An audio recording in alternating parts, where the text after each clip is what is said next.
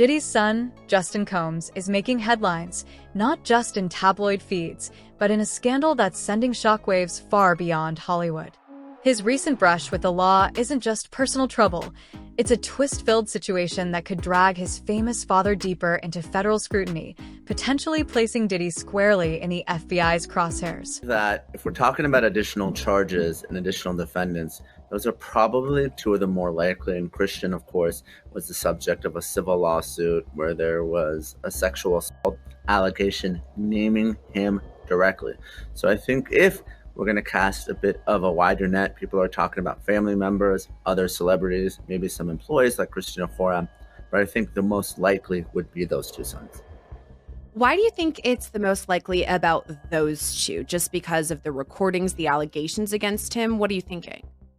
I think so. I think obviously they're just civil allegations and those cases are going to be put on hold while the criminal case plays out. But, there is some smoke there. And obviously, there's a presumption of innocence and there's a lower standard in a civil case. But you have someone who's been named directly as someone who participated in a sexual assault, and everything else has been rumors and speculation. But here you at least have one verified complaint. And what's interesting about this situation? It's the sexual assault civil allegation filed by Grace O'Marquez. This is against Christian Combs, as you're referring to it. And Diddy is a co-defendant in this case because she says he facilitated it. It was on a yacht that Diddy had rented. But it was Christian, the one who allegedly sexually assaulted her. So how does all of that relate? The fact that we have Diddy, who's also part of this, but it's mostly on Christian in this. Imagine a high-flying family empire suddenly unraveling. Fraud, DUIs, and a string of legal disasters shaking its foundation, leaving the public wondering, could Diddy be next? On March 25th, news helicopters buzzed over Diddy's lavish estates as law enforcement carried out a dramatic raid that felt straight out of a high-stakes thriller. While Sean Diddy Combs himself was nowhere to be seen, two of his sons were briefly detained, handcuffed, and later released, an ominous sign that the walls around the Combs dynasty might finally be closing in. I respect you enough to listen to this call. Niggas gonna be like, what are you talking about? After when they found Twist 12 hours, niggas was gonna blow his brains out. That's Twist, bro. Do you understand it? This a vid? No. Bro, this is archive. Nobody, this ain't going out nowhere. That's cool. It's a call, bro. That's cool. Like you said, niggas don't respect your call, my nigga. Okay, bro, just pulling his call. Niggas say you not from the block, my nigga. Where you from? I'm from Mount Vernon. Okay, and what's up, nigga? What's up? So shake it then.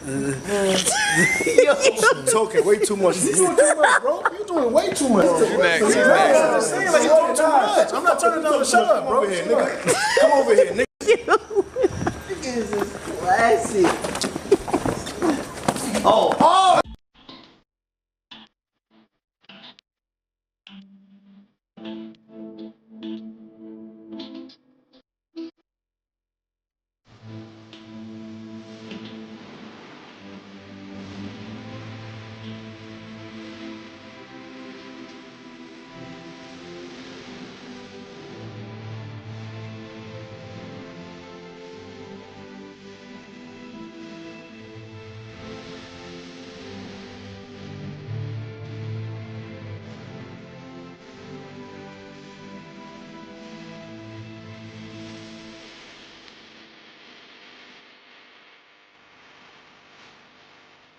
Well, it's significant because anytime that they have the opportunity to continue to remind the public of the malfeasance of Diddy, of Diddy's son, of anything related to sexually inappropriate behavior, sexual assault, it helps. It helps the government continue to, lay out the narrative of how bad Diddy was, how bad Diddy's son was. So I think it's consistent with, what they've been doing, putting it out there and really destroying his character. I'm not saying that he didn't do anything to deserve it. I'm saying it's consistent with what they're doing, whether it's the government or the lawyers that are suing him civilly. This isn't the first time the Combs family has landed in the legal spotlight.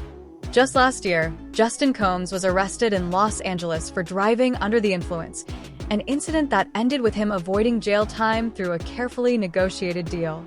But now, With fresh trouble brewing, questions are swirling like storm clouds. Is Justin's latest run-in with the law merely the tip of an iceberg? One that could ultimately drag his powerful father, Diddy, down with him? The eldest son, Justin Combs, was arrested for a DUI on Sunday morning near Beverly Hills. No juice. The 29-year-old was pulled over by police after running how are you drunk at 9 in the morning? Was pulled after running a red light after a preliminary investigation, was cuffed on suspicion of driving under the influence. While further detail remains scarce, Justin was booked on a misdemeanor and DUI charge, and his bond was set at $5,000. After news of his arrest hit the headlines, Justin Combs' mother, Misa Hilton, took to her Instagram stories to fire off a series of angry messages aimed at Diddy. "I'm not protecting no one anymore, just my son," she began. The statement, "The fish rots from the head down," means that in addition to being a major contributing factor in a family or organization's success, leadership is also the root, because of its failure and demise, the truth shall set you free. Act bad, she added, referencing Puff's latest single with City Girls and Fabulous Act Bad, Bad Boy. "I used to want to be a bad girl. I chose to be a queen, tried and true. I'm not perfect, but I am intentional. I should have kept my child with me. You said LA too." Oh, she's bugging. She added, "Everybody can get it. How you go from one of the greatest to ever do it to making all of your money off alcohol and suing the damn alcohol company. Sell something healthy that builds people up. I'm sick of it, not mine. Everyone has to sit around for years and act like there isn't anything wrong with you." Hilton concluded her rant. "This is where the buck stops for me. If anything ever happened to my son, God forbid, what is anyone going to say to me when we all know whose fault it would be?" Reports are coming out that Puff Daddy's oldest son, y'all, was arrested today, y'all, on DUI charges. This is what they're saying, y'all. It's a lot of people getting arrested for DUIs lately at the same time, y'all. So Diddy's eldest son, Justin Combs, was arrested for DUI charge this weekend in LA. This is what, sources is reporting, media outlets. Law enforcement sources tell us Justin was arrested Sunday morning near Beverly Hills after a cop saw a vehicle run a red light. And this occurred around 8 a.m. And the incident was also, shot by an eyewitness. So they recorded it, y'all. They recorded it.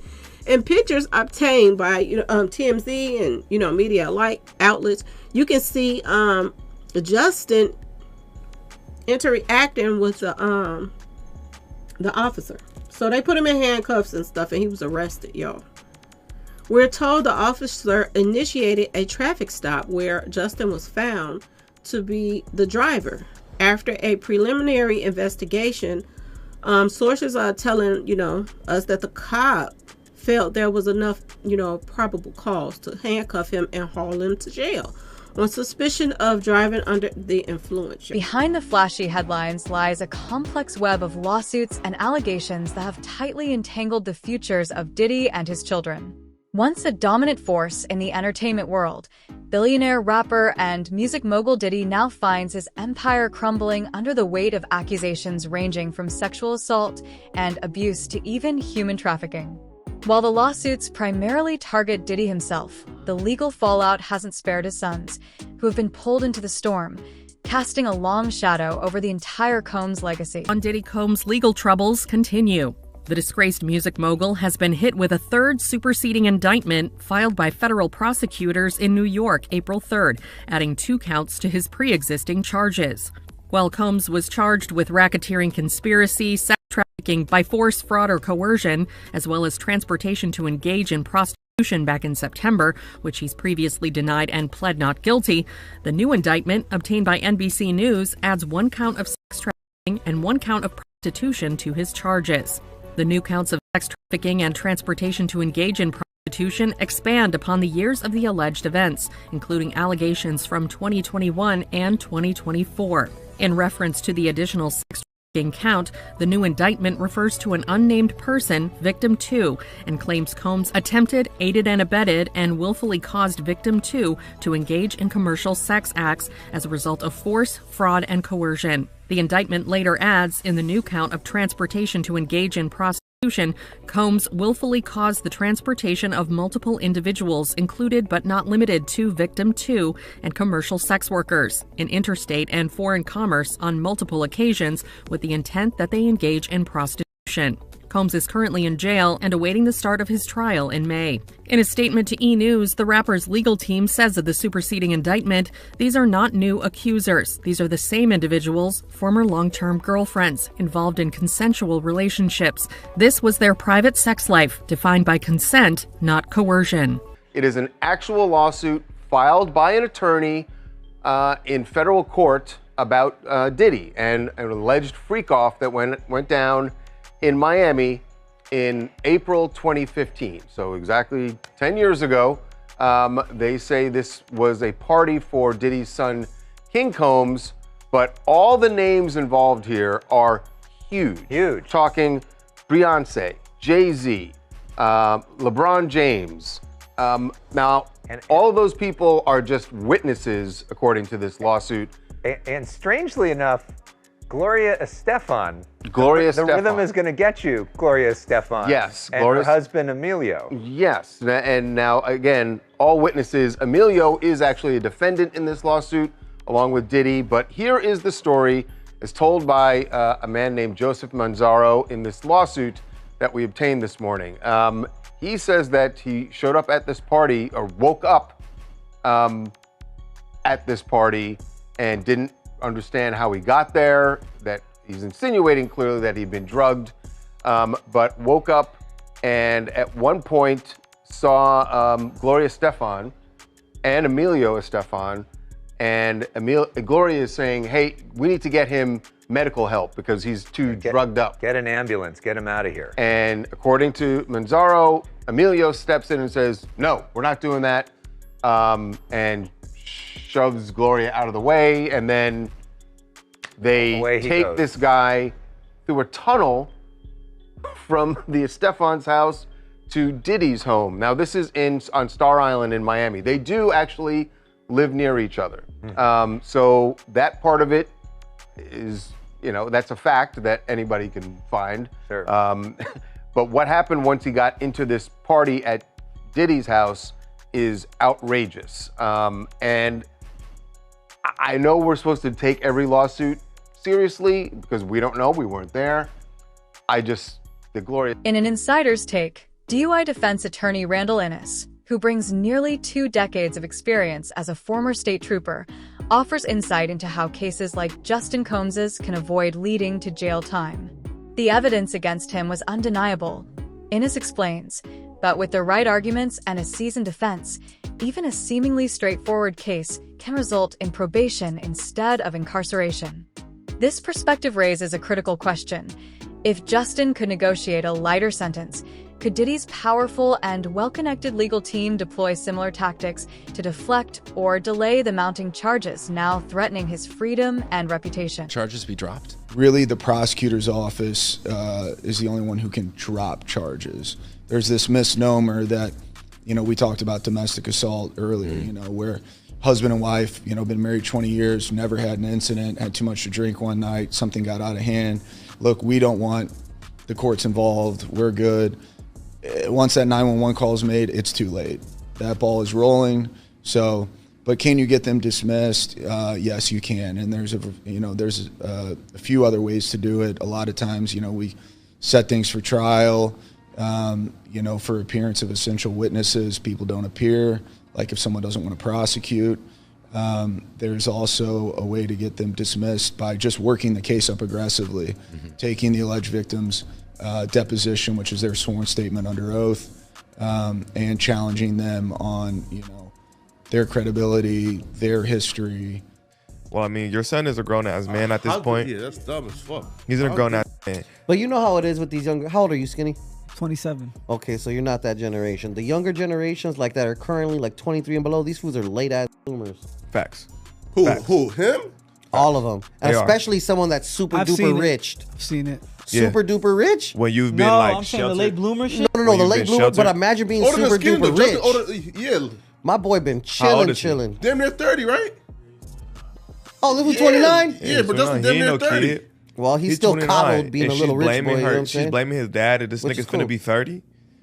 Bro, I get it. When you're a teenager, yes. I feel like how the way you act is mainly environment, you feel me, who raised you, and a little bit of genetics.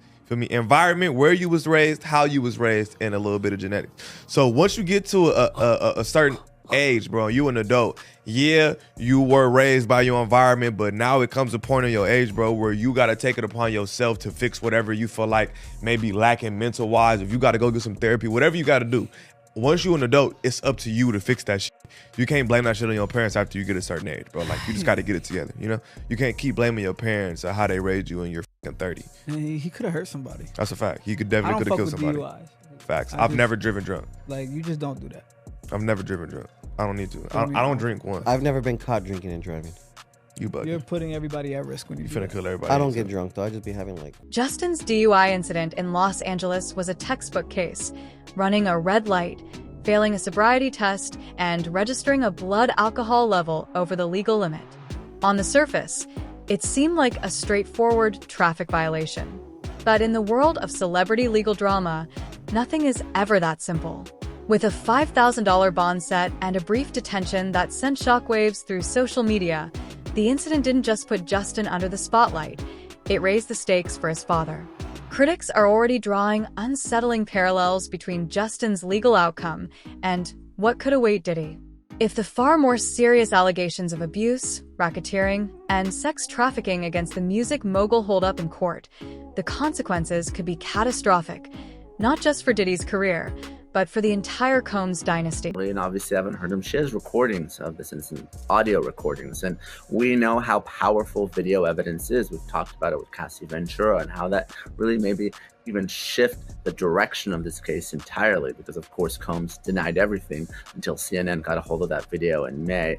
And we're talking about a lawsuit that was filed in April, I believe. And again, I don't know if it's true, but the allegations are that much of this was recorded and there's audio recordings. And if so, and she's saying no, and Christian is moving forward anyway, then you have attempted sexual assault. Talking about audio and video recordings, that's what's huge in this case. I mean, we heard a lot about it from Cassie and her lawsuit, then of course Lil Rod, and now confirmed in the federal indictment that the feds are saying, yep, we've got some, and that's what led to this indictment and his charges. But what's interesting is that in Lil Rod's lawsuit, he actually has photos, like screenshots of a recording of Justin Combs, and he says it's allegedly with a sex worker. Do you think that part is incriminating too, that the feds may be looking at that recording?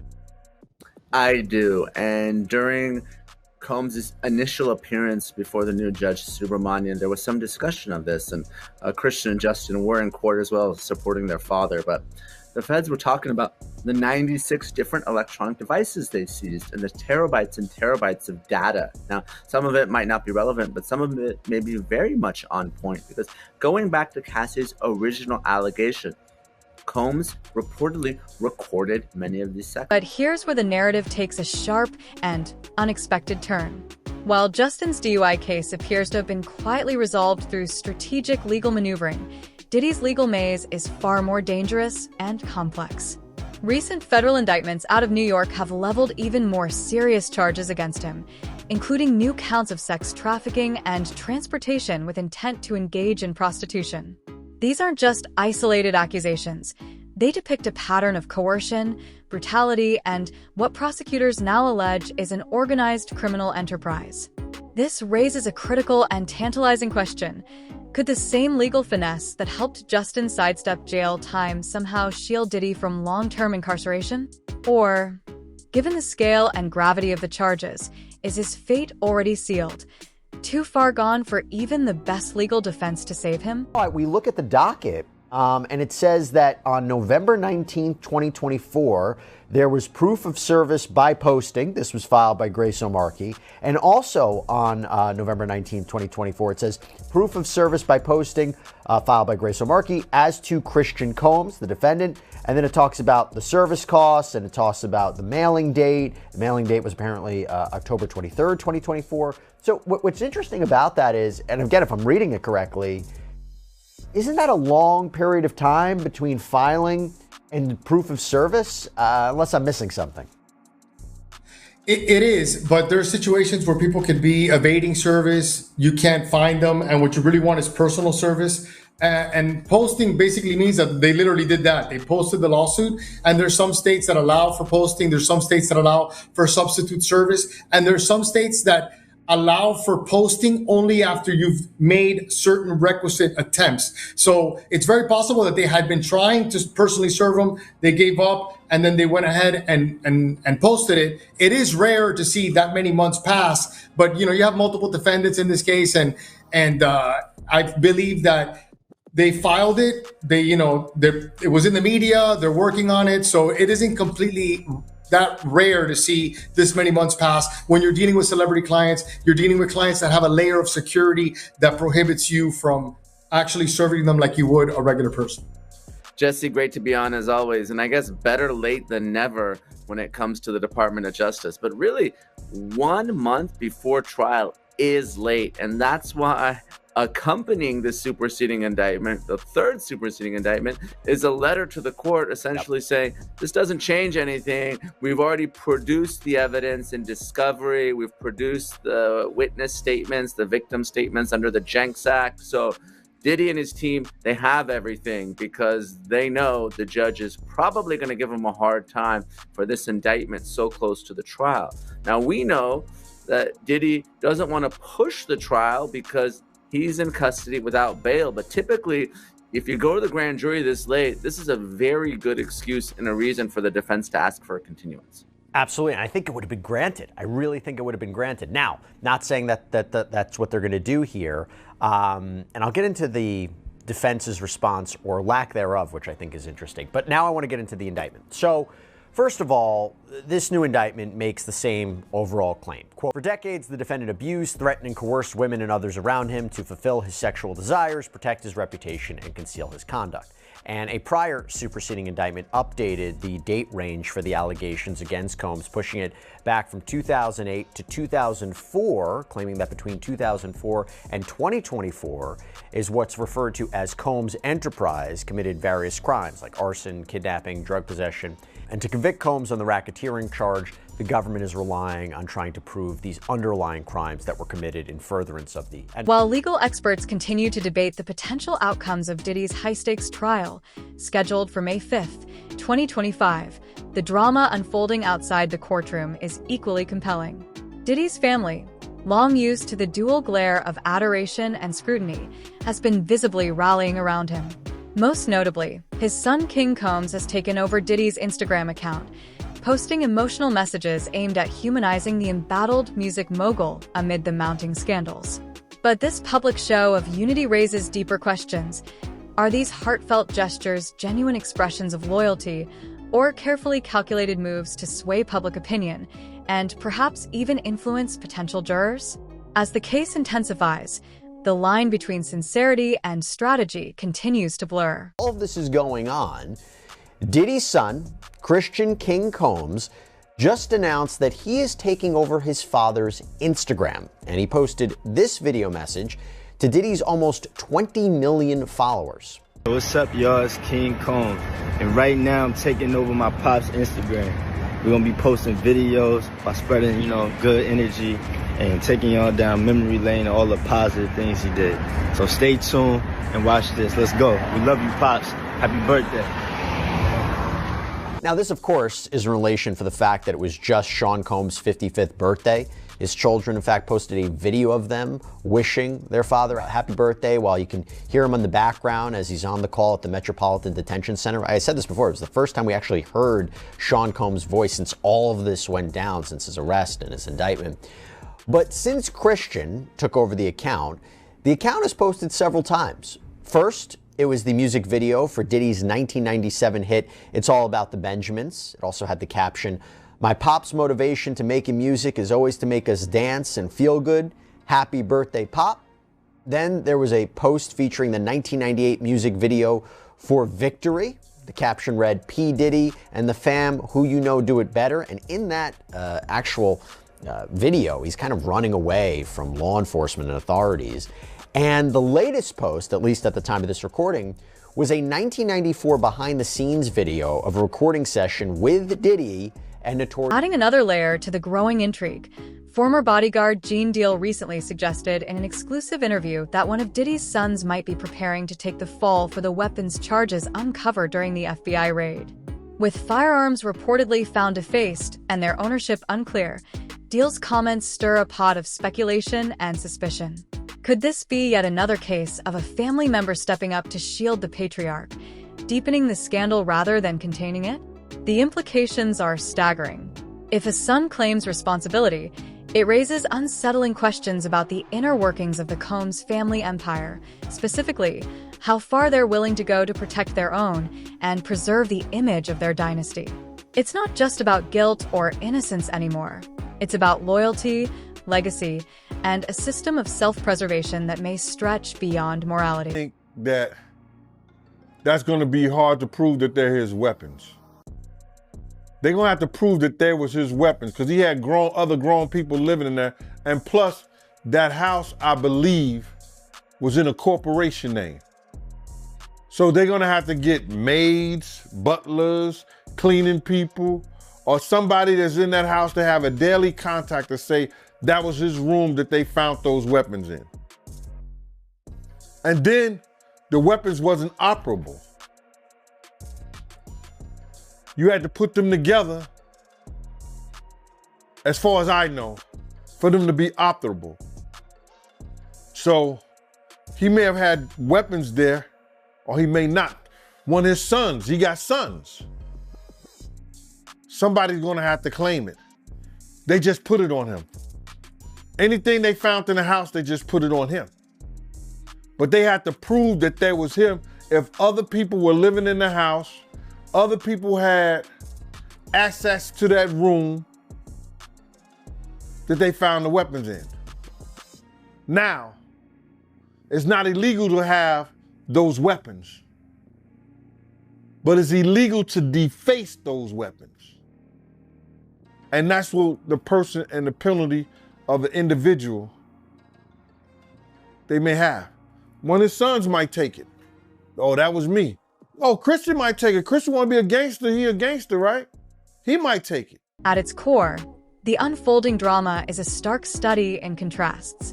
On one side, there's Justin's relatively straightforward DUI case, a textbook example of how celebrity legal issues can be defanged with the right strategy and connections.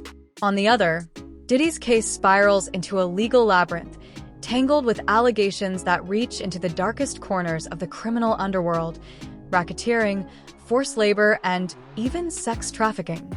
Yet, in both narratives, the shadow of privilege looms large.